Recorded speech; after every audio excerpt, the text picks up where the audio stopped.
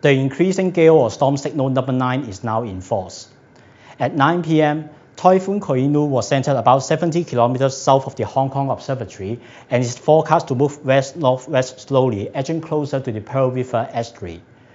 The eye wall of Typhoon Koinu is gradually approaching the Pearl River estuary, and the intense rain bands associated with Koinu are affecting Hong Kong. Under the influence of Koinu, gale force winds are affecting many places over the territory, with occasional storm force winds offshore and on high ground. Winds at Huangmaozhou, south of Hong Kong, strengthened further in the past 1 hour. Since midnight, more than 50 millimeters of rainfall were recorded over Hong Kong Island, Kowloon, and the eastern part of the new territories.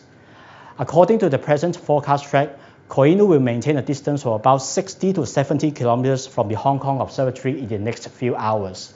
Local winds will change gradually from northeast to easterly winds.